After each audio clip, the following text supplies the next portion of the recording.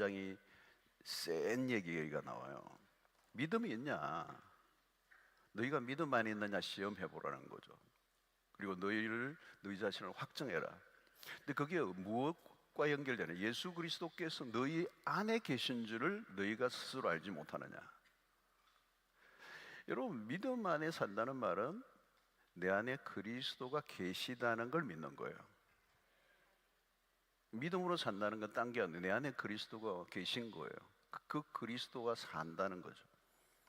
여러분, 신자는 그리스도가 내 안에 거하신다는 걸 우리가 믿습니다. 그러니까 우리와 함께 그분이 거하신다는 거죠. 그래서 여러분, 요한복음 1장에도 말씀이 육신이 돼 우리 가운데 거하심에라고 하는 이 거하심에도 이 마찬가지예요. 우리와 함께, 그죠? 함께 동행하시는, 임재해 계시는, 우리 안에 텐트를 치고 사신다 이런 거죠. 여러분, 이 성경 속에 아주 중요한 개념 중에 하나가 뭐냐면 하나님이 우리와 함께 하신다는 거예요. 그 임마누엘이잖아요. 임마누엘. 예수의 이름이 임마누엘. 마태복음 1장 23절.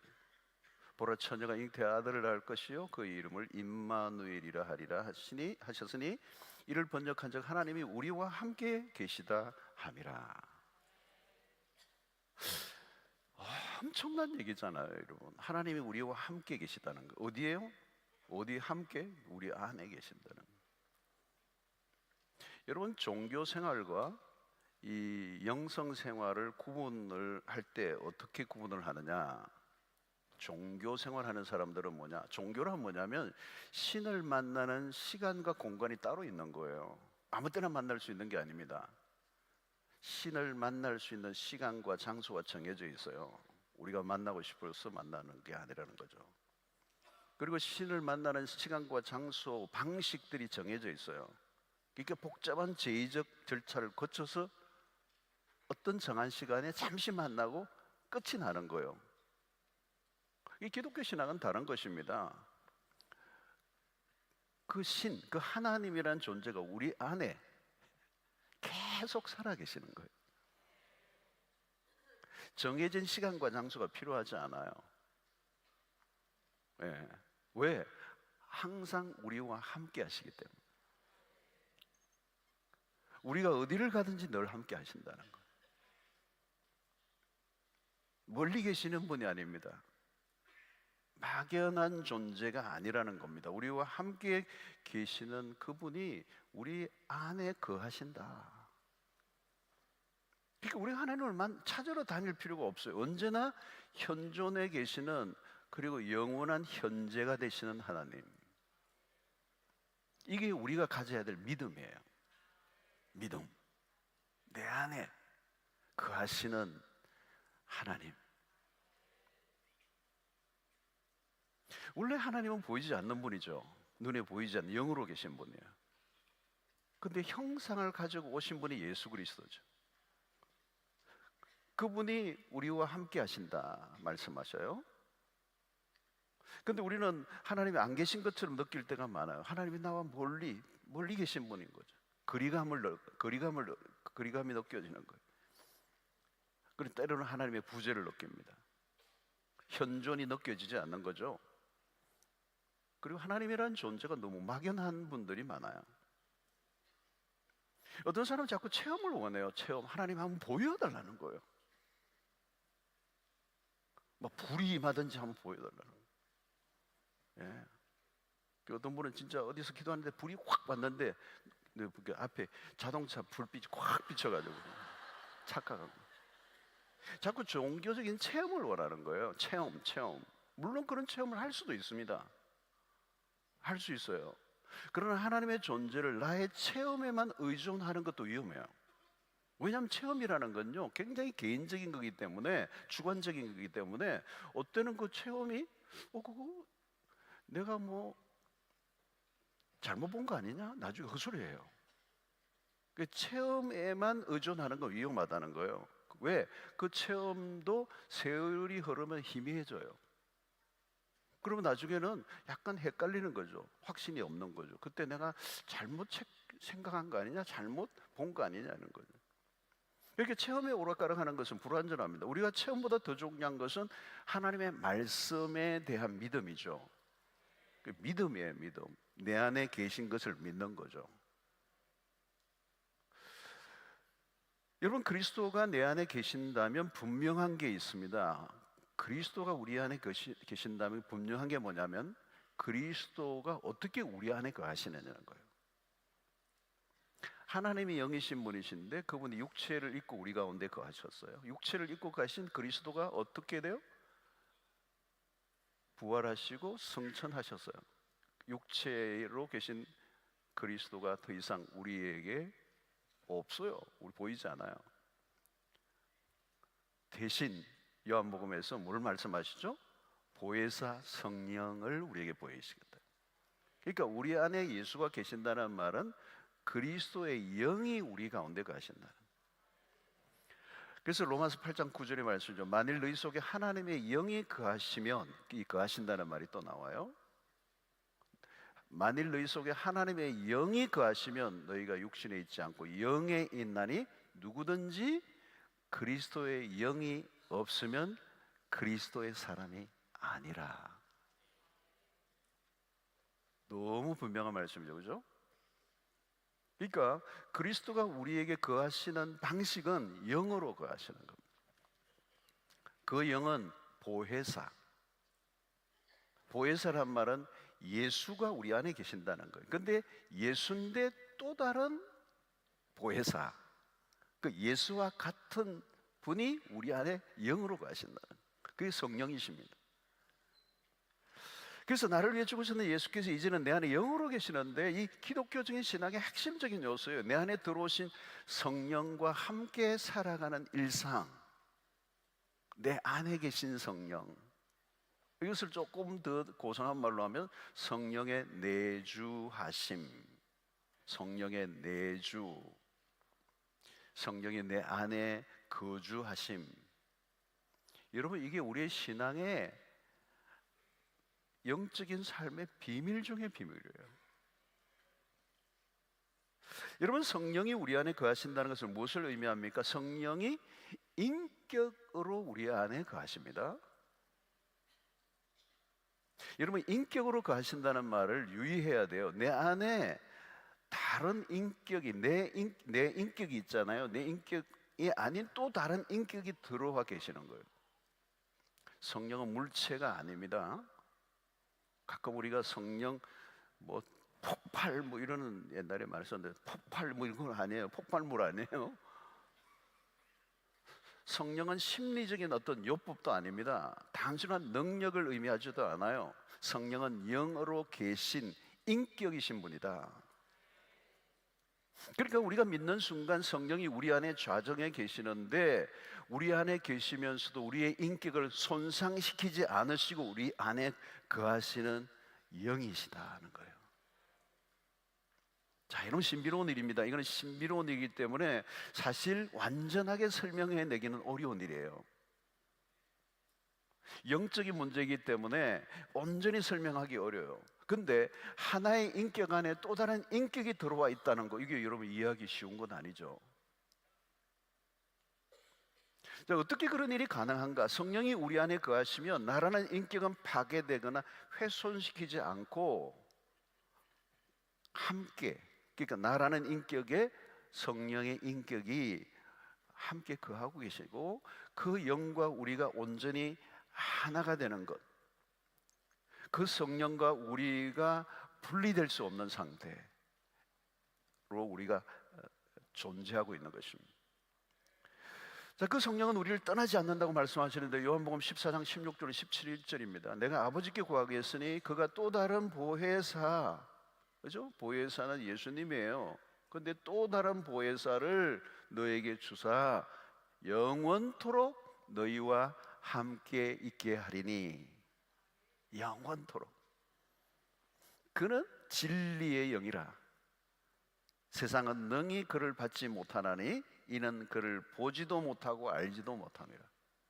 그러나 너희는 그를 아나니 그는 너희와 함께 거하시며 또 너희 속에 계시겠습니다. 사랑하는 성도 여러분, 여러분들 안에 성령이 계신 줄로 믿습니다. 이게 우리의 믿음이어야 돼요. 성령이 우리 안에 거하시는 거예요. 그런데 내 안에 계시는 그 성령은 나보다 크신 분이에요. 하나님이 우리 안에 와 거하시는 거예요. 이거 어마어마한 거예요. 어마어마한 거. 그래서 우리는 이제 그분에게 이끌려 살아가는 삶이에요. 성령 안에, 우리 안에 성령이 거하셔서 이제 그리스도인 됐기 때문에 이제 우리는 성령을 빼고는 설명이 안 되는 존재가 됐다는 거예요. 영과 육은 전혀 다르죠. 여러분, 성령 안에서 살아가는 것은 우리가 이전 상태로 이제 돌아갈 수 없다는 거예요. 왜? 성령, 우리 안에 거하시는 그 성령이 우리 안에서 강한 영향을 끼치는 거예요. 그 존재를 우리가 부정하고 살아갈 수가 없어요. 그 존재를 떼어버리고 내가 살아갈 수 없는 삶이 된 거예요, 이제는. 그래서 이제는 여러분, 내가 내 혼자 다른 생각을 하려고 해도 안 돼요. 성령이 우리의 생각, 우리의 의지, 우리의 감정, 우리의 지성, 여기에 영향을 끼치는 거예요.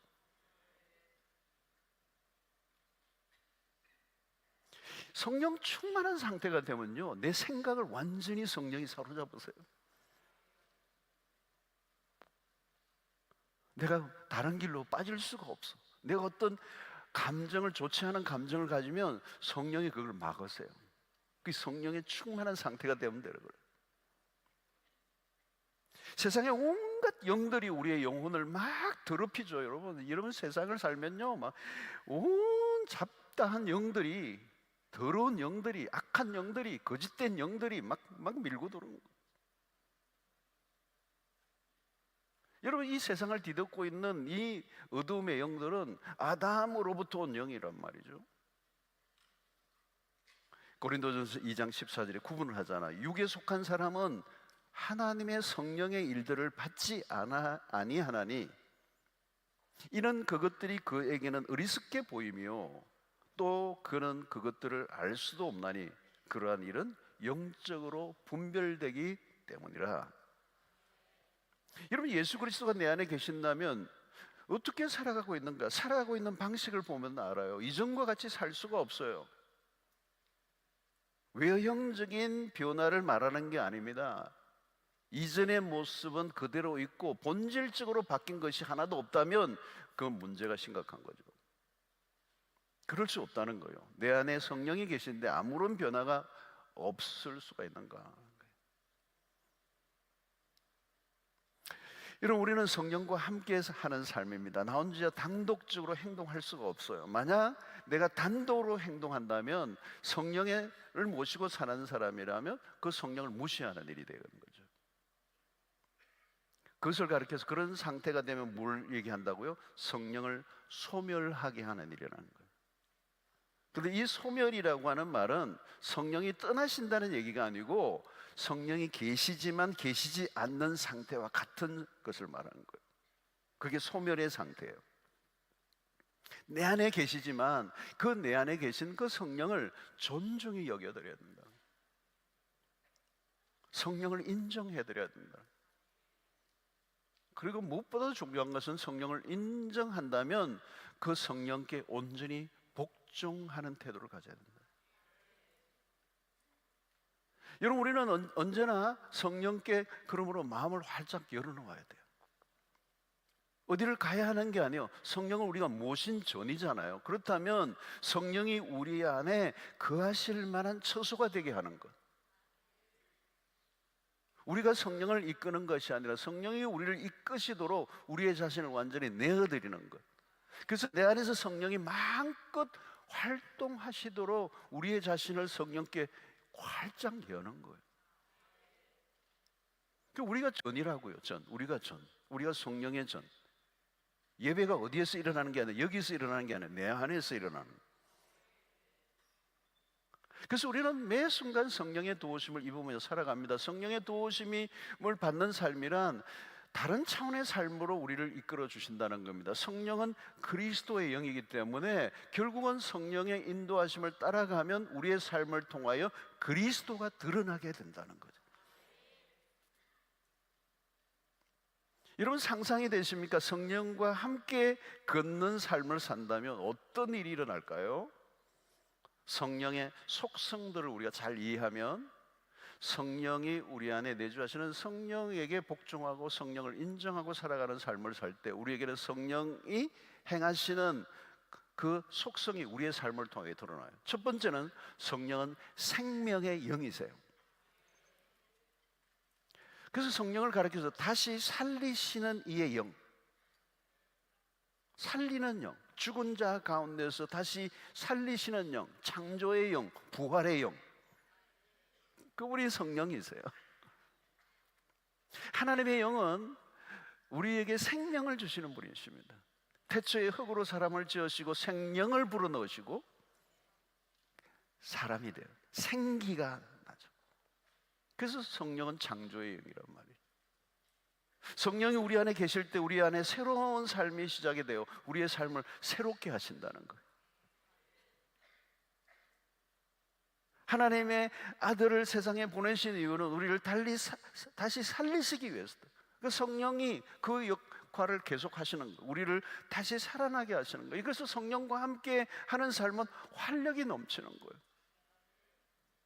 다이나믹이 있는 거예요. 사람 막 꿈틀거리는 파도가 치는 것 같은. 여러분 성령과 함께 하는 삶은 소진되지 않습니다. 생명력으로 충만한 거죠. 여러분 세상에 가면 세상에 가득한 게 뭐예요? 세상은 죄로 인하여 찾아온 게 뭐예요? 죽음의 영, 생명과 거리가 먼 거예요. 이 세상을 지배하는 가장 강력한 힘은 뭡니까? 죽음이죠, 죽음. 마귀가 하는 일이 뭘까요? 마귀는 처음부터 살인하는 자라고 그랬잖아요.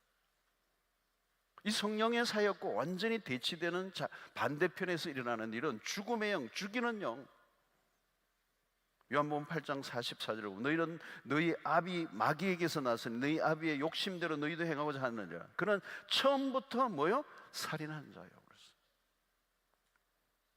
여러분 우리가 성령과 함께 걷는 삶을 살면 성령이 하시는 일에 동참하게 되고 성령의 일에 동참하게 되면 우리도 늘 살리는 일에 우리의 삶이 쓰여지게 돼요.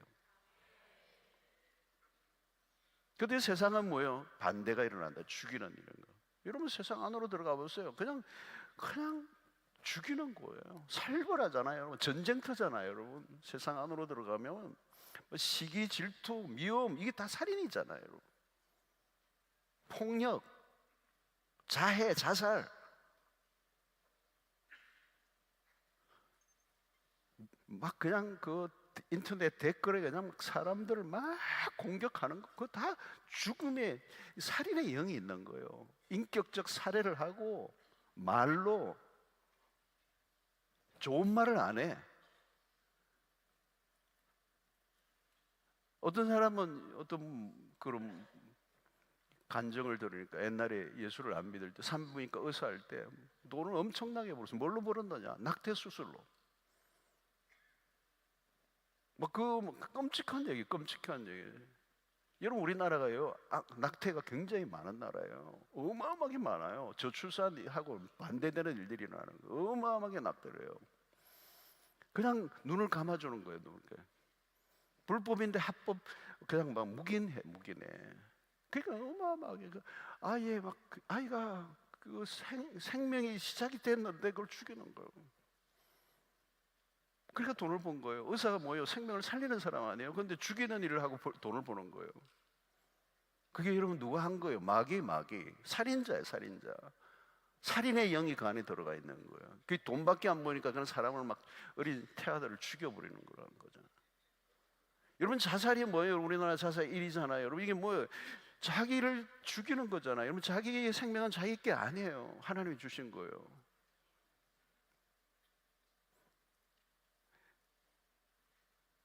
여러분 우리가 지식을 가지고 있는데 그 지식으로 사람들을 죽인다면 그 지식은 무슨 의미가 있겠어요? 여러분 성령의 사람은 성령과 함께 가는 사람은 살리는 일에 동참을 해요. 생명의 역사에 동참을 해요. 어디를 가나 살리는 일을 해요. 내가 가지고 있는 것으로 살리는 일을 하느냐 죽이는 일을 하느냐를 살펴보아야 돼요. 여러분, 성령의 사람은 생명력을 갖고 있습니다. 우리 안에 영원한 생명이 들어왔습니다. 내가 다시 살아났습니다. 새로운 삶이 시작되었습니다. 이젠 절망이 아니라 소망이 우리에게 넘칩니다. 그래서 성령과 함께 동행하는 사람들의 삶은 생명사역자가 되는 것입니다. 말을 해도 사람들을 살리는 일이 하는 거예요. 다른 사람들이 막 디스하고 막 죽이려고 할 때, 악플을 달 때 여러분 선한 막 말을 하는 거예요. 여러분 바쁘시겠지만 어떤 데는 댓글 뭐 달 일이 있으면요 축복을 막 하세요. 축복. 뭐 좋은 일을 한 사람에게도 막 악플을 달아요. 그냥 뭐를 막 뭐 꼬여가지고 그냥. 성령을 모시고 살았는 사람들은 무엇을 하든지 사람을 살리는 일에 있어요. 그 사람이 들어가면 침체되어 있는 곳이 막 활력이 일어나고 우울한 분위기가 그냥 거기에 완전히 잔치집과 같이 되고, 성령의 사람은 자신의 삶의 모든 것들을 통하여 생명사역에 동참하고 다른 사람을 구원의 길로 이끌고 소망을 주고 살아나게 만들고. 여러분, 나를 이렇게 지속적으로 만나는 사람이 그 사람이 살아나는가 죽는 걸 한번 보세요. 여러분, 여러분들의 집에 여러분들의 가까운 가족 관계 안에 생명의 역사가 일어나게 되기를 축원합니다. 왜? 내 안에 계신 성령이 살리시는 영이기 때문에. 우리의 입술에서 생명의 언어가 나가야 돼요. 여러분, 사람들을 만나면 축복하고요, 그렇죠? 격려를 하고요. 오늘도 여러분들 만나면 막 축복의 말을 하세요. 누구 좀 축복을 하는 얘기를 들으면 그 사람 아닌데 하고 막 딴지 걸지 마시고 축복을 해주세요.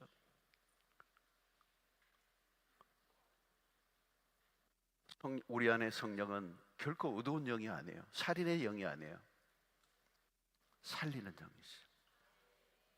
우리를 통하여 하나님께서 사람들을 살리기를 원하시고 구원하기를 원하시고 생명의 역사가 일어나게 되기를 원합니다. 여러분, 또한 성령은 어떤 분이신 줄 아세요? 빛이세요. 성령은 빛이세요. 성령과 함께하는 사람들은 빛 가운데로 걷는 삶이에요. 성령은 우리를 인도하시는데 어떻게 해요? 빛으로 인도하시는 거예요. 그래서 여러분, 성령이 우리 안에 거하시면요 우리의 마음의 눈을 밝혀주세요. 이전에는 우리가 어두움 가운데 있었습니다. 무지 속에 어두움 가운데 살았다는 말은 무지 속에 있었다는 말이에요. 여러분, 무지 속에 산다는 것은 무엇을 의미합니까? 여러분, 자신이 죄를 짓고 있는지 안 짓고 있는지를 전혀 몰라요. 여러분, 무지가 엄청나게 무서운 죄입니다. 무슨 죄를 짓는지를 모르고 지어요. 이게 부지부식간에 죄를 짓는 거. 뭐 회개를 해도 뭐 내가 죄를 지었는지 안 지었는지 알아야 회개를 하지. 알고 짓는 죄는 괜찮아요. 여러분, 모르고 짓는 죄는 더 무서운 게 많아요. 내가 뭐 죄를 짓는 줄도 모르고 짓는데 무슨 죄를 지었는지 알 길이 없어요. 근데 우리가 그렇게 무지 속에 살면, 무지몽매하면 그렇게 산다니까.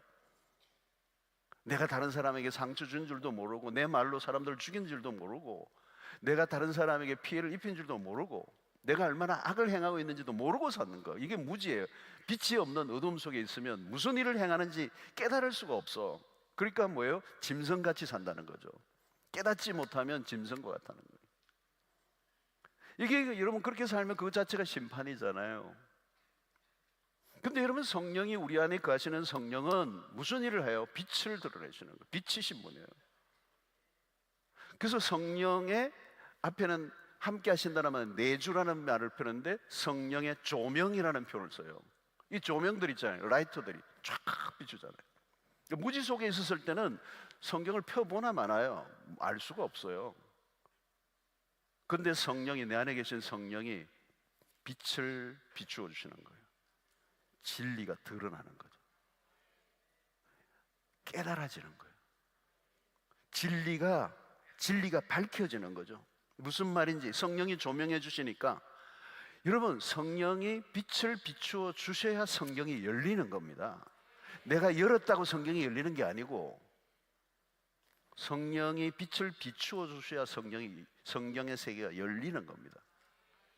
내 눈이 열리는 거예요. 내 영혼이 열리는 거예요.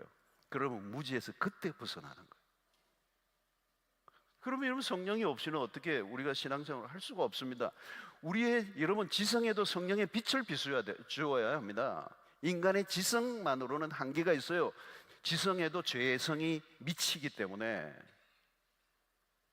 근데 그 지성에 성령이 임하시고 빛을 비추어 주시면 그 지성을 통하여 하나님을 드러내는 데 쓰임 받겠죠.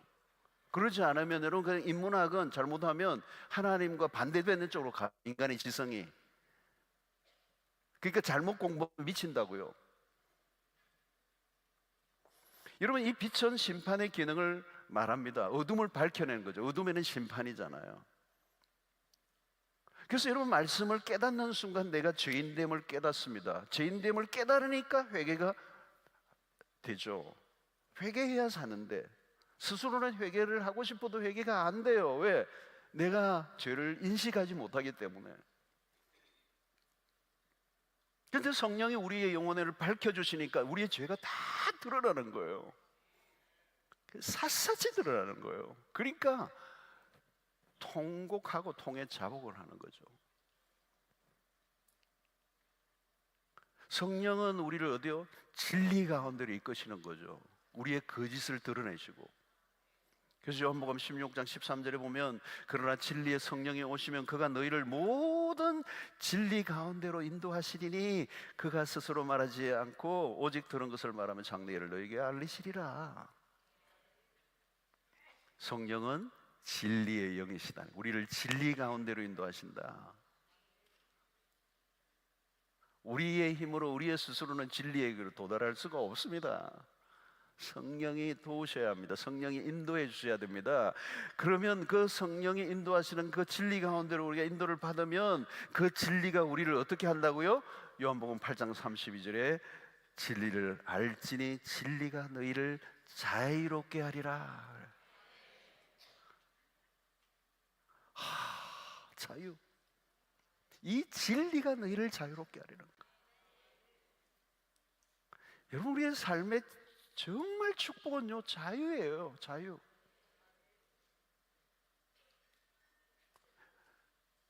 성령을 모시지 않은 이전의 삶의 핵심은 뭐죠? 자유를 잃어버린 삶이에요. 속박당한 사람, 노예적 삶, 비참한 거예요. 속박을 당한 거. 자유를 내가 내 마음대로 못하는 거예요. 브레이크를 잡았는데 브레이크가 작동이 안 되는 거예요. 갈 때까지 가는 거예요. 욕심을 가졌는데 욕심이 컨트롤이 안 돼. 그 욕심이 가자는 대로 가는 거예요. 그래서 끝이 나버려요. 크래시가. 참된 자유는 진리를 알아야 되고, 그 진리를 성령이 알려주셔야 되고, 그 성령이 알려주실 때 그 진리가 우리 안에서 자유를 허락하시는 거예요. 여러분, 어떤 선택을 할 때 성령의 인도를 받아야 돼요. 우리가 내 생각대로 어떤 결정을 하고 나는데 뭔가 찜찜해. 마음의 평안이 없어. 여러분, 마음의 평안이 없는 상태, 어떤 때는 두려움이 막 몰려와. 그게 이상한 거예요. 여러분, 그걸 정상적으로 받아들이시면 안 돼요. 마음의 평안이 없는 건 이상한 거예요. 여러분, 그걸 체킹을 하셔야 돼요. 왜 평안이 없어요? 평안이 있어야죠. 이상하게 다 제대로 돌아가는 것 같은데 마음에 눌림이 있는 거예요. 뭔가 깨름직한 거예요. 기쁨이 없는 거예요. 성령의 인도를 받지 않았기 때문에. 성령의 인도를 받으면 내가 자유가 오요.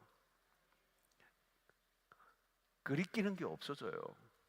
편해요. 그냥 마음에, 영혼에 묶인 게 없어요. 여러분, 우리의 개인의 감정이나 느낌을 따라가면 안 됩니다.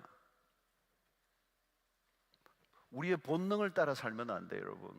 우리의 본능은요, 굉장히 죄로 오염되어 있어서 문제가 많아요. 그래서 성령과 함께 걷는 일상이란 본능을 거슬러 살아가는 삶이에요. 우리 안에 계신 성령에 의존해서 성령의 인도를 받으면 이 본능을 따라 살지 않는, 감정을 따라 살면 안 되잖아요, 여러분. 감정을 따라. 우리의 삶이 얼마나 충동적입니까? 충동적입니다. 그래서 육체를 따라 살면 육체의 열매를 거둘 수밖에 없는 거예요. 그래서 우리가 주님의 영에 민감해야 된다는 거잖아요. 그래서 고린도후서 3장 17절의 말씀, 주는 영이시니 주의 영이 계신 곳에는 자유가 있느니라. 자유가 있어야 돼요. 그 자유가 올 때 우리 안에 마음에 평안이 오고 기쁨이 오고 안식이 오고. 여러분, 성령은 우리에게 악한 것을 거부하게 하세요. 악한 것을 멀리하고 선한 것을 따라가도록 이끄시죠. 그래서 그 성령을 따라가면 우리에게 평안이 오는데, 그 성령을 따라가지 않으면 죄를 따라가게 되고, 그 죄를 따라가면 성령이 탄식하게 되고, 탄식하면 우리의 마음의 평안이 사라져버립니다. 성령이 탄식한다는 증거가 우리 마음 안에 평안이 없어진다는 거예요. 오늘 여러분들 안에 하나님이 주시는, 성령이 주시는 그 자유함이 있게 되기를 바랍니다. 평안이 있기를 바랍니다. 주의 영이 우리를 이끄시는 대로 가면 진리 가운데로 이끄시는 거예요.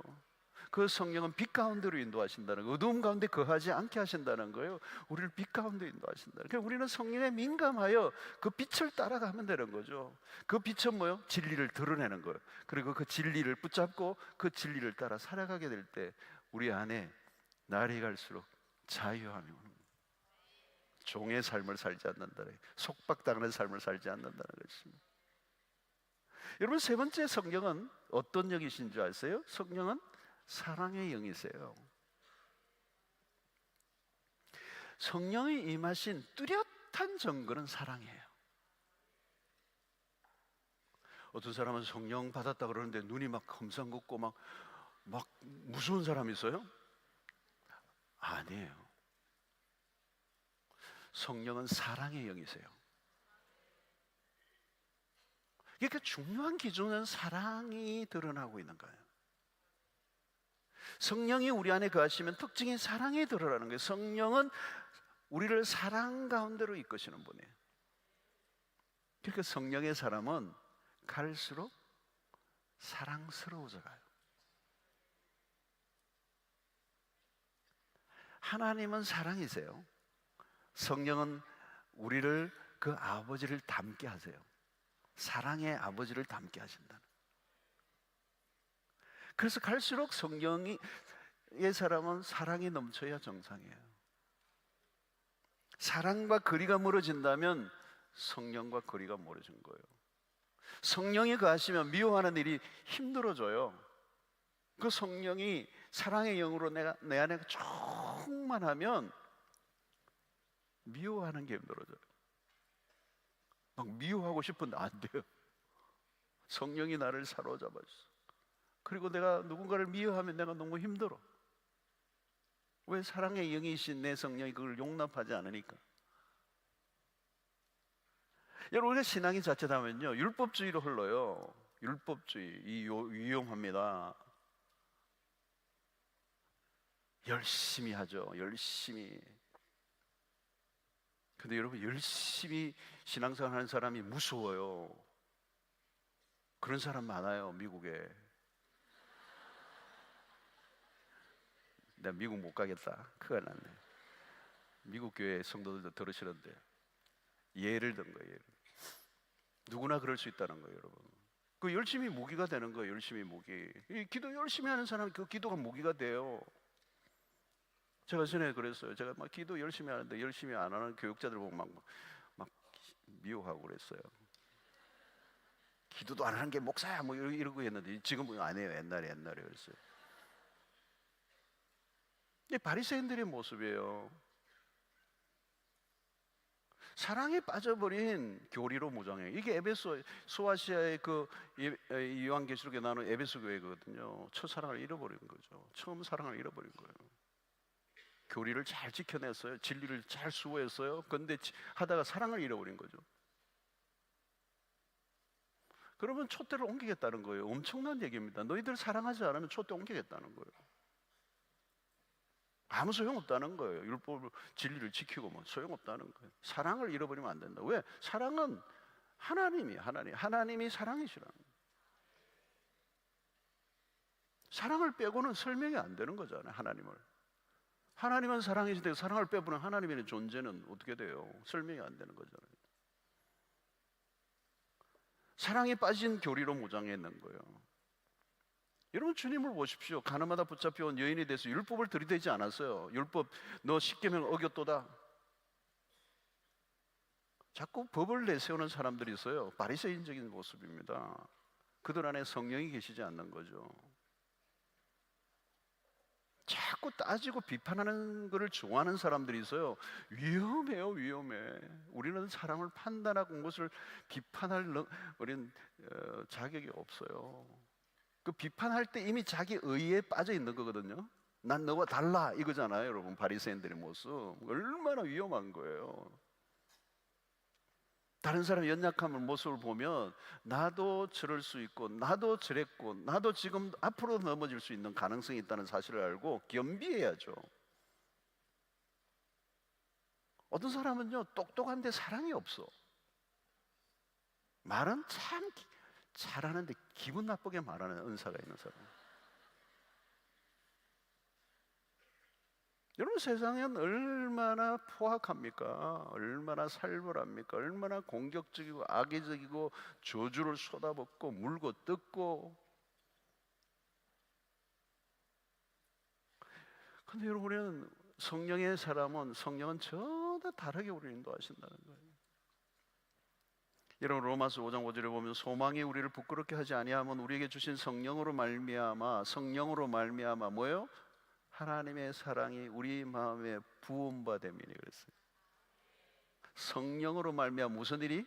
하나님의 사랑이 우리 마음에 부음받음이니. 부음받음이니는 이런 물이 쭉쭉 떨어지는 이 정도가 아닙니다. 이게 물이 좀 있네요. 한번 짜보겠습니다. 제가 안 나오네. 이게 조금 작아지고. 여러분, 부음받음이. 이렇게 카페트를 할 수도 없고, 이런 컵으로 부은 게 아니고 양동이로 부음받음이라는 거예요. 안 느낄 수가 없어요. 누가 그렇게 하신다고? 성령이 하나님의 사랑을 우리 마음에 부어버리는 거예요. 부었으면 여러분 못 느낍니까? 문제 부었지? 어디 있어? 그게 가능해요? 완전히 그냥 푹 빠졌는데? 그러면 어떻게 돼요? 내가 사랑의 사람이 되는 거예요. 하나님의 사랑이 내 마음에 부음받는데 성령으로 말미암아 성령이 막 그냥 강력하게 하나님의 사랑을 내 마음에 막 쏟아 부어버리면 여러분, 내가 완전히 사랑에 사로잡혀 사랑의 포로가 되는 거예요. 사랑 덩어리가 되는 거예요. 그러니까 성령은, 하나님은 사랑이시고 성령은 사랑의 영이시기 때문에 우리 안에 계신 성령이 우리 안에 사랑을 그냥 폭포수같이 부어주셔서 우리로 하여금 사랑의 사람이 되게 하신다는 거예요. 그래서 여러분, 갈라디아서 5장에 성령의 열매를 얘기할 때 9가지를 얘기하는데 그 9가지는 하나로 묶으면 사랑의 열매예요. 왜 오래 참죠? 사랑하니까. 그죠? 왜 절제를 해요? 사랑하니까. 여러분, 사랑으로 열매가 드러나는 거예요. 성령을 모시고 사는 사람은 사랑의 사람이 되는 거예요. 이거는 너무도 명확한 특징이에요. 사랑이 드러나지 않으면 성령에 모시고 사는 사람이 아니에요. 여러분, 성령을 모시고 살면요, 성령의 영은요 부드러운 영이에요. 비둘기 같은 것, 순결도 얘기하지만 부드러움을 상징하기도 하죠. 성령을 모시고 사는 사람들은 부드러워요. 부드러워요. 억세지 않아요. 드세지 않아요. 고집스럽지 않아요. 여러분, 고집이 세다? 문제가 있는 거예요. 그리스도인은 몰랑몰랑해야 돼요. 여러분, 우리 성령 하면요 막 능력, 파워, 자꾸 이런 것을 우리가 한국교회가 그동안 많이 이해를 했어요. 물론 외적인 능력이 나타나기도 하죠. 막 귀신을 쫓아내고, 그죠? 그러나 더 중요한 것은 내적인 능력이에요. 우리 마음에 겉으로 드러나는 뭐 능력 있는 사역도 사역이지만, 여러분 중요한 것은 성령이 우리 안에서 사랑의 능력을 만들어내서 사랑의 열매를 맺는다. 여러분, 해보면요 사랑이라는 게 제일 어려운 거예요. 봉사 열심히 얼마든지 해요. 막 철야도 막 해요. 막 청소도 다 하고요. 막 헌금도 내고 막 해요. 사랑은 어려워요. 사랑하는 게 어려워요. 밤새 철하고 집에 갔는데 갑자기 열이 올라가지고 막 이 집구석에 사면하자고 막 이러면서 또 한판 하고 막 또 자고 이런 경우가 있어요. 그 다 기도한 거 다 날아가 버리는 거예요. 사랑이 넘쳐야 돼요. 뭐 남편이 막 어디 술 먹고 막 취해가지고 막 이렇게 누워 있어도 용서하고 안수해주고, 그죠? 장로님이 술을 드셨네 뭐 이러면서 말이죠. 전에도 그랬잖아요. 이분 그 자면서도요 막 술에 취해서도 다 들을 거 다 들어요. 안 듣는 게 아니에요. 나보고 장로라고 이렇게. 그 나중에 술 깨가지고 또 물어요. 왜 장로라고 그랬느냐? 앞으로 장로 될 거 아니에요? 장로님 되실 거라고 믿어요. 뭐 이러면서 말이죠. 그래도 마음에 새겨요. 근데 이 마귀야 이러면 마귀지 돼요 나중에. 마귀야 사탄아 떠나갈지어다 그러면 그래 좋다 나 마귀 노릇할 거다. 막 갈 때까지 가버려요. 믿음대로 될지어다예요. 그렇죠? 선포한 대로 되는 거잖아요, 여러분. 사랑이 힘들어요. 사랑하고 싶다고 사랑이 돼요, 여러분? 미운 사람 용서가 돼요, 저절로? 기적이에요, 그건 기적이에요. 안 돼요. 제일 어려운 거예요. 그러니까 뭐예요? 사랑은 성령의 열매예요. 내 안에 계신 성령을 전적으로 의지하고 그분이 나를 사로잡을 때 사랑의 영이 나를 충만하게 압도해야 그 성령의 내적인 능력이 사랑하게 만드는 거예요. 그러면 누구를 닮게 돼 있어요? 그러면 예수를 닮게 되는 거죠. 가늠하다 붙잡혀온 그 여인을 그 주님은 긍휼히 여기신 거죠. 긍휼히 여기는 거죠. 사랑의 마음. 이 긍휼이라는 단어 안에 사랑이 들어있는 거죠. 사랑하는 성도 여러분, 성령과 함께 일상을 살아가셔야 합니다. 구체적으로 학습해야 돼요. 학습의 목적은 익숙해지도록 하는 거예요. 문제는 성령과 함께 걷는 삶이 우리의 몸에 안 배어 있는 거예요. 걷는다는 말은 배우는 거예요. 우리가 처음부터 걷지 않았죠? 넘어지고 또 넘어지고 조금씩 배웠어요. 아이들이 그런 말을. 스스로예요. 처음에는 조금 가다가 넘어져요. 근데 다시 일어나고 그러다 어느 날 잘 걸어요. 뛰어요. 나중에 우리가 성령과 함께 걷는 삶도 마찬가지. 성령과 함께 살아가는 일상이 우리의 몸에는 서툴어요. 우리의 삶에 익숙하지 않아요. 왜? 우리는 이전에 육체와 함께 살았던 삶이기 때문에. 육체를 따라 사는 것이 우리의 몸에 배어져 있기 때문에, 그 육체를 따라 사는 삶이 우리의 몸에 배어 있다는 말의 의미는 뭐냐면 자아 중심적으로 살아가는 삶이 우리의 몸에 배어 있었기 때문이는 거예요. 자아 중심이란 뭘까요? 철저히 자기 중심적으로 살아가는, 육체의 욕심을 따라 살아가는 구습이 우리 안에 있다는 거예요. 그러니까 성령과 함께 동행하는 삶이 우리의 몸에 배어 있잖아요. 그러니까 그냥 내가 가고 싶은 길로 가는 거죠. 우리는 자아에 관심이 많아요. 나. 그래서 우리는 이제는 나라고 하는 자아중심, 에고센트릭이 아니라 이제는 성령과 함께하는 삶을 살아가기 위해서 걸음걸이부터 시작을 해야 되는 거예요.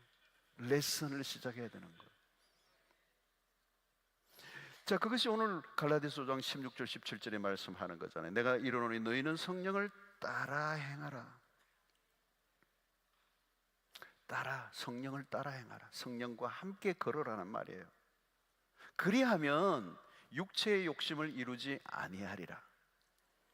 육체의 소욕은 성령을 거스르고 성령은 육체를 거스르나니 이 둘이 서로 대적함으로 너희가 원하는 것을 하지 못하게 하려 함이니라.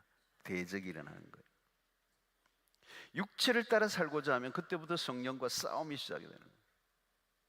성령을 따라 살고자 하면 육체와 싸움이 일어나는 거예요. 대적이 일어나는 거예요. 그때 대적이 일어날 때 우리 안에 무엇이 일어나느냐 하면 갈등이라는 게 생겨요. 컨플릭트라는 것들이 생겨요. 여러분, 내가 진실을 말하는 순간 물질적 손해를 많이 봐야 될 상황이 왔다. 그러니까 나는 내 육체의 욕심을 따라 살아가던 그 본성이 있으니까 나도 모르게 거짓말을 하려고 탁 하는 순간인데 내 마음 안에 전쟁이 벌어지는 거예요. 성령의 사람은. 전에는 거짓말 했어요, 그냥. 그리고 한 것을 잘했다고 생각해요. 그리고 내가 물질적인 이익을 얻었기 때문에 그렇게 살아왔어요. 거짓말 하는데 전혀 양심의 가책이 없었어. 그리고 그것을 거짓말이라고도 생각도 하지 않아. 그것을 굉장히 교묘한 합리화를 시키면서 철저하게 정당화시키고 거짓말을 너무 깜짝같이 하고 살았어. 근데 내 안에 성령이 계시는 이후부터는 그렇게 살 수가 없어.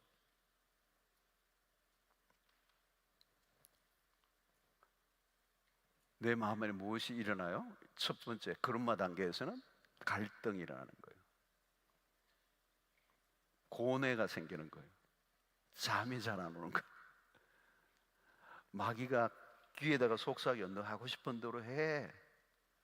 그거 얼만데 너가 손해보려고 그래. 말도 아니야. 그때 성령이 또 우리에게 말씀하죠. 아니야, 돌이켜. 자, 여러분, 여기에서 중요한 것은 내가 어느 쪽에 더 많이 열려 있느냐예요. 죄에 대해서 더 많이 열려 있느냐, 성령에 대해서 더 많이 열려 있느냐. 성령에 대해서 더 열려 있는 상태는 성령에게 더 민감해 있어요. 성령에 민감해져 있는 상태이기 때문에 이 죄의 유혹을 이길 수 있어요. 왜냐하면 성령께서 분명하게 나에게 말씀하시고 확신을 주시고 담대하게 하시고 그쪽으로 인도하시는 데 대한 확신을 주세요. 그런데 내가 죄에 대해서 열려 있으면 성령에 대해서 무디어져 있죠. 성령의 말씀하심에 대해서는 느끼지 못하니까 죄의 쪽으로 따라가 버리는 거죠. 그러므로 여러분, 항상 우리가 영적으로 하나님과 열려져 있어야 된다는 거죠. 성령을 따라 사는 삶이 쉬워지는 이유는 성령께 평소에 열려 있는 거죠. 말씀과 기도 생활하고 성령과 교통하고 성령에 충만하고, 그래서 늘 성령에 민감한 상태가 되면 이런 죄의 유혹 앞에 우리가 이겨낼 수가 있는 거예요. 그래서 뭐가 중요한가 하면 영적인 센시티비티, 영적인 민감성이 중요해요. 민감해요. 성령에게 민감해야 되는 거예요. 여러분, 오늘 우리가 성령에 민감하면요, 내 안에 계신 성령에게 내가 적극적으로 반응하는 삶을 살면요, 우리의 모든 삶이 성령의 인도하심 속에 살아가기 때문에 그 삶의 모든 영역이 예배가 돼요. 내가 성전이기 때문에 모든 삶이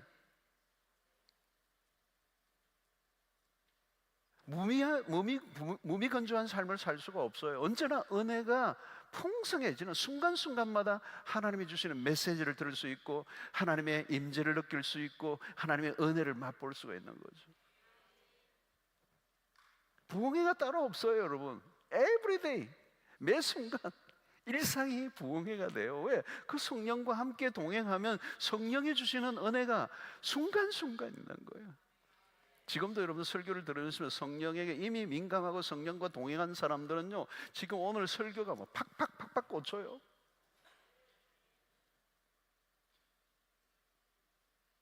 말씀을 깨닫게 하시는데 성령이 깨닫게 하시는 것과 내가 아는 것은 하늘과 땅 차이예요.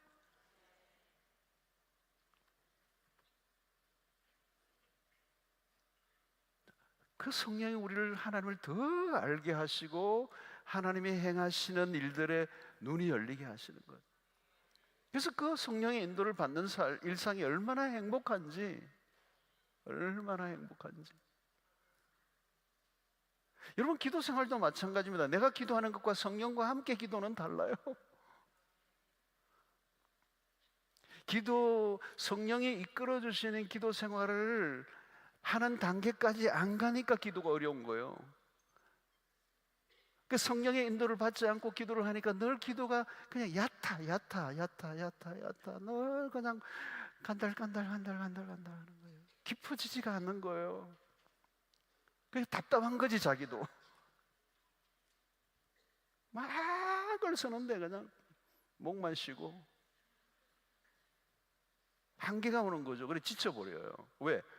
그냥 얕은 될 수 있으니까 성령의 도움을 받아야 우리의 기도가 지성소 안으로 들어가는 거예요. 여러분, 그거 맛을 보셔야 돼요. 이 철야에 나오시는 분들 그거 맛보셔야 돼요, 여러분. 네, 찰랑찰랑하는데 발목만 물 담그면 안 되잖아요, 여러분. 푹 담겨줘야죠, 여러분. 헤엄쳐야죠.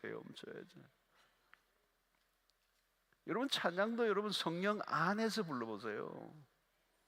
성령과 함께. 예? 사역을 할 때도 마찬가지. 성령의 인도를 받으며 보세요. 빨리 지치고 탈진한다면 다 자기 힘으로 하는 거예요.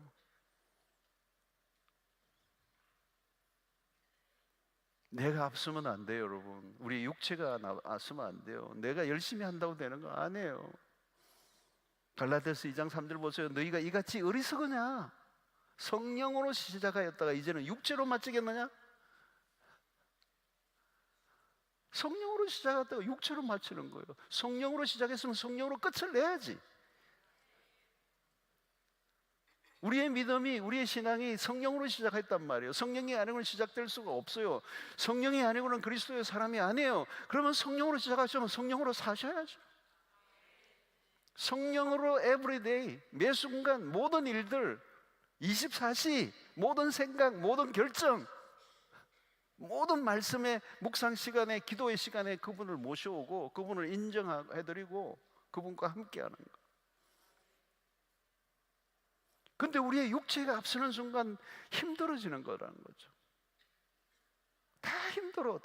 여러분, 우리의 멀쩡한 이 육체의 힘으로 여러분 하나님을 어떻게 섬겨요? 어떻게 예배해요? 어떻게 선한 일에 우리가 힘쓰겠어요? 여러분, 성령을 무시하는 순간 우리의 육체 일로 전락해버리고 그러면 기대할 게 하나도 없어요. 육체로 하면 육체의 열매를 맺어요. 그 육체의 열매가 뭔지 갈라디아서 5장 19절로 21절에 쫙 얘기해요. 뭐라고 해요? 육체의 일은 분명하다. 이런 정상이 나타나요. 곧 음행과 더러운 것과 호색과 우상숭배와 주술과 원수 맺는 것과 분쟁과 시기와 분냄과 당짓는 것과 분열함과 이단과 투기와 술취함과 방탕함과 또한 그와 같은 것들이라. 전에 너에게 경계한 것 같이 경계하리. 이런 일을 하는 자들은 하나님의 나라의 유업을 받지 못할 것이요. 육체의 일은 현저하다. 현저, 분명하게 드러난다. 이런 게 드러난다는 거예요. 성령은 우리를 새로운 단계로 인도하세요. 우리가 이전에 살아오던 방식과 전혀 다른 삶으로 인도하십니다. 자기 힘으로 하려고 하지 마세요, 여러분. 그건 사고를 치는 겁니다. 막 분쟁을 일으키고요, 막 여러분 시기 질투를 그냥 간단하게 생각하시면 안 돼요, 여러분. 교회 안에서도 잘하는 사람이 있으면 박수를 쳐주고 격려를 해주고, 내보다 뒤에 왔는데도 잘하면 막 박수 쳐주고 인정해주고 그래야 돼요. 근데 자꾸 또 배가 아파가지고 시기 질투하고 되게 설치네 뭐 이러고 그러면 안 돼요.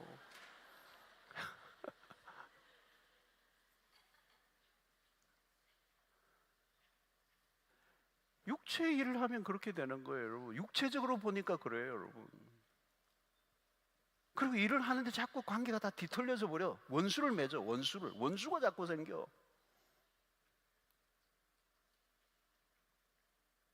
여러분, 그럼 무슨 의미가 있어? 그 육체의 일이에요, 여러분. 이 원수가 생기면 뭘 얼마나 일을 잘하길래 잘하면 뭐예요? 사람과 관계가 다 뒤틀어져 있는데 무슨 열매를 맺어요? 일은 하는데 사람들에게 상처를 주고. 그러니까 열심히 하는데 결과가 안 좋아. 열매를 보면 아는 거거든요. 사랑의 열매를 맺어야 됩니다. 어둠의 일을 벗어버려야 돼요. 우리를 진리 가운데로 인도하고. 여러분, 성령의 인도를 받으면 다른 차원이에요. 열매가 좋은 거죠. 열매가 좋은 거죠. 성령의 열매, 그죠? 이 성령의 열매, 그 열매가 9가지 열매가 뭔지 아세요? 여러분, 9가지 열매를 단수로 표현을 해요. 하나의 9가지 열매를 한 사람에게서 나타나서 그게 그리스도에게서 나타나는 거예요. 그러니까 성령의 열매를 맺으면, 성령을 따라 살면 우리의 삶에서 누가 드러나느냐? 그리스도가 드러난다는 거예요. 그리스도의 성품이 드러나는 거예요. 그러니까 성령의 인도를 받으면 예수의 사람이 되는 거예요. 예수님의 삶이 재현되는 거예요.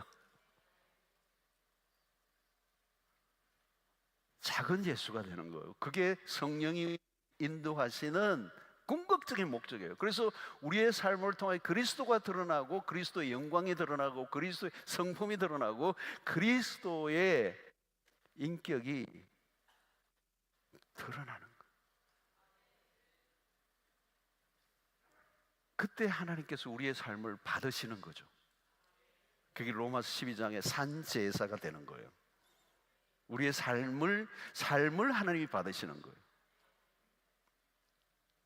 하나님이 그 아들을 받으신 것처럼 우리가 그분의 삶을 재현하고 그리스도의 삶을 살 때에, 그래서 여러분, 우리에게 중요한 건 뭘까요? 그 성령에 민감한 것. 그 다음 단계는 뭐예요? 성령과 민감한 삶을 반복해서 살고 거기에서 익숙해지면 뭐예요? 성령과 친밀해지는 삶을 사는, 인티머시, 친숙해지는 거예요. 성령이 친숙한 분이 돼야 돼. 성령에게 친숙해지면 무슨 일이 일어나는지 아세요? 성령의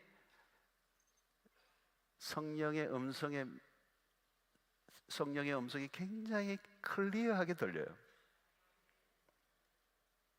육체에서 올라오는 소리보다 성령의 소리가 더 명확해야 돼요. 할렐루야. 굉장히 중요한 말씀이죠. 여러분, 항상 우리가 성령과 함께 걸으면 성령의 음성이 육체의 소리보다 더 명확하게 들려요. 그래야 그분의 인도를 받죠. 그래서 우리는 성령의 인도를 받아야 하죠. 그게 가장 핵심이에요, 그리스도인의 삶에. 그게 성령과 함께 걷는 일상이란 말이죠. 성령의 인도를 받는 법을 배워가는 거. 이게 그런마부터 시작하는 겁니다. 인도를 받는 거.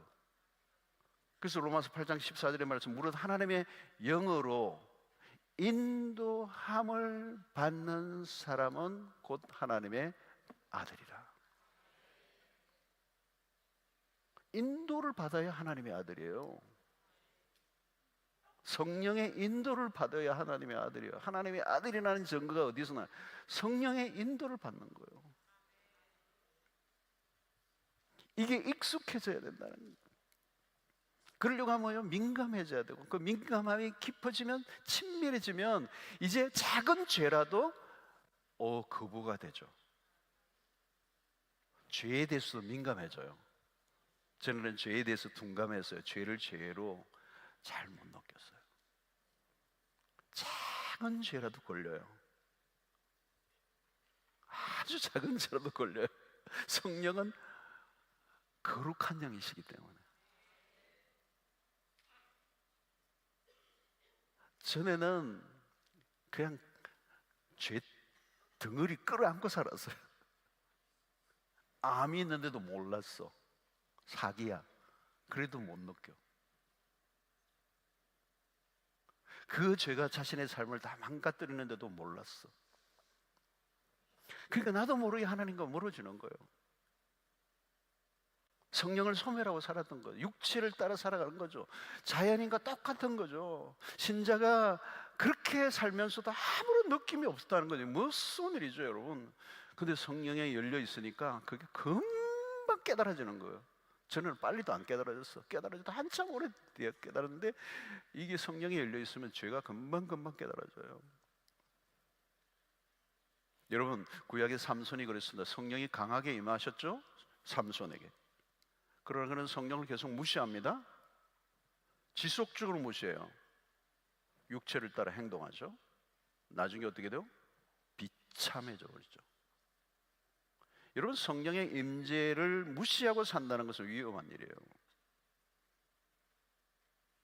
죄를 반복적으로 짓는 거죠. 그러면 성령을 소멸하게 하고, 성령을 근심하게 하고, 성령을 슬퍼하게 만들고, 성령이 인격적이신 분이라는 걸 알 수 있죠? 슬퍼하시는 거, 근심하신다. 그 상태가 뭐예요? 우리에게는 기쁨이 없어요. 신앙생활 하는데 기쁨이 없어요. 사랑하는 성도 여러분, 성령은 우리와 함께 하십니다. 우리를 떠나지 않습니다. 이제 성령이 안 계신 것 같이 살아갈 수가 없습니다. 우리는 성령과 함께 살아가는 일상이 되시기를 축원합니다. 성령과 함께 살면 기쁨이 있습니다. 평안이 와요. 평안. peaceful. 너무 평안. 여러분, 성령의 임재 가운데 살아가 보십시오. 여러분, 자유가 와요. 그리고 갈수록 성령의 임재가 더 강하게 느껴져야 정상이에요. 매 순간 성령의 인도를 받아가는 삶을 사시고, 그 성령과 동행하셔서 혼자 열심히 하지 마세요. 성령과 보조를 맞추세요. 성령을 의지하세요. 매 순간 성령께 물으세요. 그리고 성령의 음성에 귀를 기울이세요. 그러면 우리의 삶을 하나님께서 어떻게 인도하시는가를 매 순간 느끼게 될 것입니다. 우리의 믿음을 확정하게 될 것입니다. 우리를 통하여 그리스도를 드러내고 그리스도를 증거하는 삶을 살게 될 것입니다. 갈수록 풍성해질 것입니다. 그 성령과 함께 사는 일상, 이게 그리스도인의 삶의 핵심이요, 신비요, 원천이요, 승리의 길인 줄로 믿습니다. 우리 찬양하고 하나님 앞에 나가도록 하겠습니다. 허무와 시절 지날 때 우리 421장 찬양하면서, 우리 시간이 조금 갔지만 찬양하면서 하나님 앞에 기도로 나가겠습니다. 잠이 좀 오는 분은요, 오늘 길게 잠이 오는 분은 일어나셔서 찬양하시면 돼요.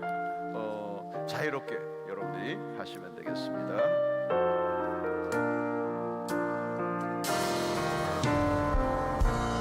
시절 지날 때 기쁜 아침 내쉴 때 그런 분별 보시며 단식하는 분이 있네.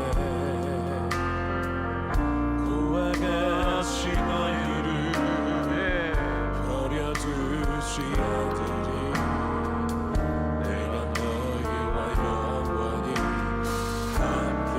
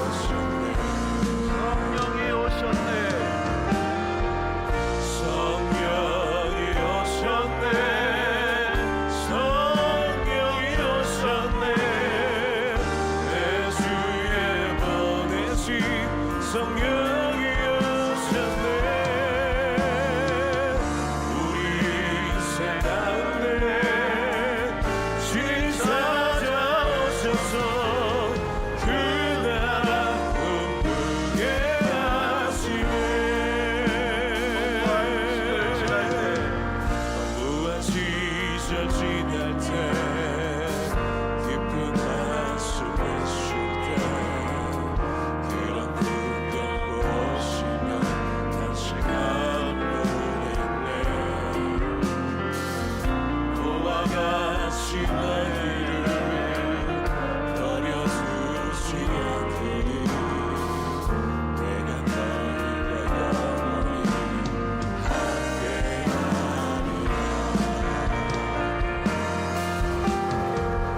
성령이 오셨네 성령이 오셨네 내 주에 보내신 성령이 오셨네 우리 인생 가운데 주님 찾아오셔서 그 나라 꿈꾸게 하시네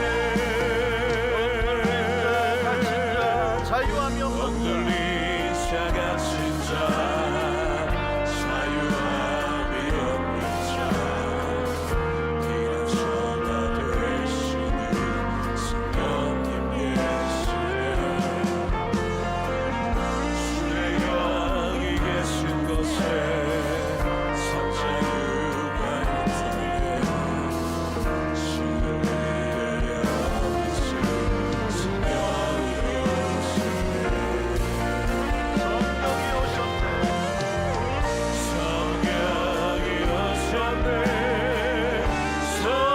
성령이 오셨네 성령이 오셨네 성령이 오셨네 내 주에 보내신 성령이 오셨네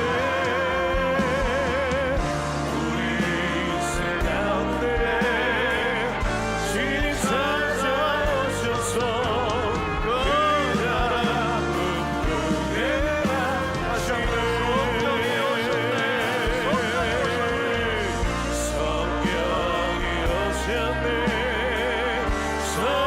성령이 오셨네 내 주에 보내신 성령이 오셨네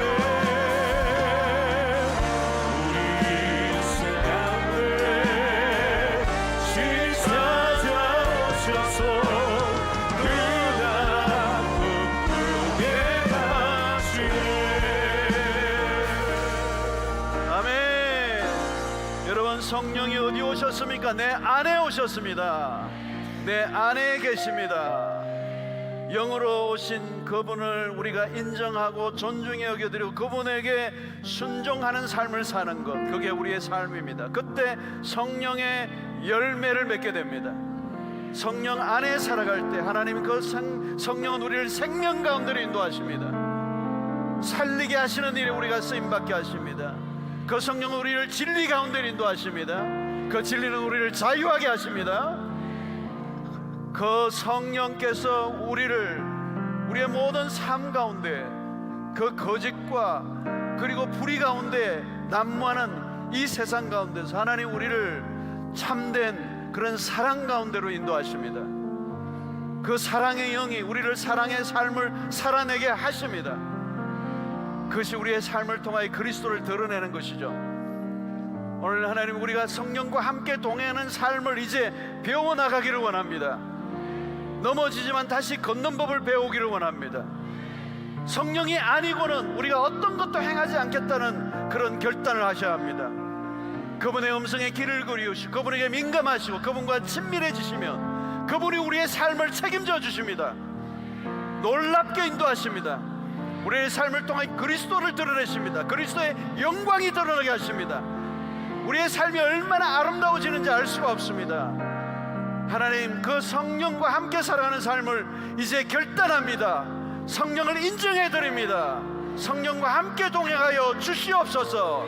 승리하게 하여 주시옵소서. 자유하게 하여 주시옵소서. 주여 세